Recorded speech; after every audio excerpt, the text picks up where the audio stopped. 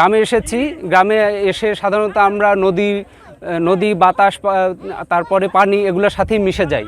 আমাদের মূলত এবার ঈদে বেশি ছুটি হওয়ার কারণে আমরা ফ্যামিলি নিয়ে এবার একটু বাইরে ঘুরতে এসেছি। এখানে উন্মুক্ত বাতাস, খোলামেলা এবং অতটা মানুষের কোনো ভিড় নেই। যেখানে যেমন কক্সবাজার অথবা কুয়াকাটা গেলে দেখা যায় মানুষের ভিড়ে তেমন একটা কিছু উপভোগ করা যায় না।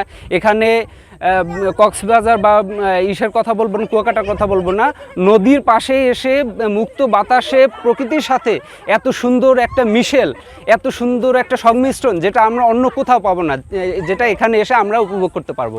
খুবই ভালো লাগতেছে। আমরা বন্ধুরা মিলে ঈদের ছুটিতে এখানে আসছি। তেঁতুলিয়া নদীর পাড়ে জায়গাটা খুবই সুন্দর। প্রাকৃতিক পরিবেশ আসলে ন্যাচারাল জিনিস সবসময় সুন্দর হয়। আর মানে ঢাকা থেকে আসছি, গ্রামের যে এই নদীর পাড়গুলো, বিশেষ করে যে আমরা দক্ষিণ অঞ্চল আছে, নদী মানেই সৌন্দর্য একটা। সো আমরা যখনই গ্রামে আসি তখন নদীর আশেপাশে এই জায়গাগুলোতে ঘুরতে আসার চেষ্টা করি। যদিও এই জায়গাটা আমরা প্রথমবার আসছি, আর প্রথমবার এসে খুব ভালো লাগতেছে এখানে এসে আমাদের।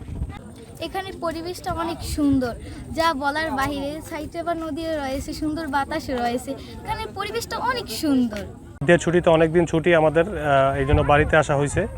এবং আসার পরে প্রচুর মানে কি বলে এটাকে, গরম লাগতেছিল বাড়িতে। তো শুনলাম যে এখানে হচ্ছে গোসল করার একটা জায়গা আছে, যেটা হচ্ছে সবাই খুব এখানে আসতেছে। ঈদের ছুটির পরে সবাই ঘুরতে আসতেছে এখানে। তা আমরাও সেটার কথা শুনে আমরা ওইখানে আসছি আর কি। এবং আসার পরে দেখলাম যে জায়গাটা খুবই সুন্দর এবং খুব মনোমুগ্ধকর এবং আসলে প্রশান্তির একটা জায়গা। এটা আসলে মানুষকে মুগ্ধ করে, আমাকেও মুগ্ধ করেছে।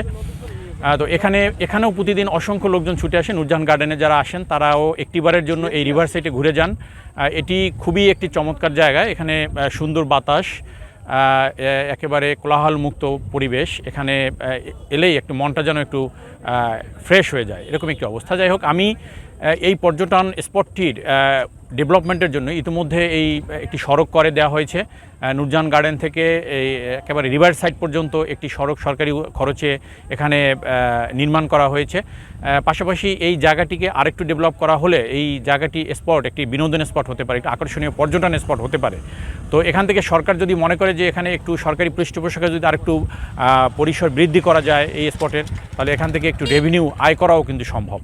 তো আমি আশা করব যে সরকার এ ব্যাপারে পদক্ষেপ নেবেন, এই স্পটটির উন্নয়নের ক্ষেত্রে সরকার যথাযথ ব্যবস্থা নেবেন।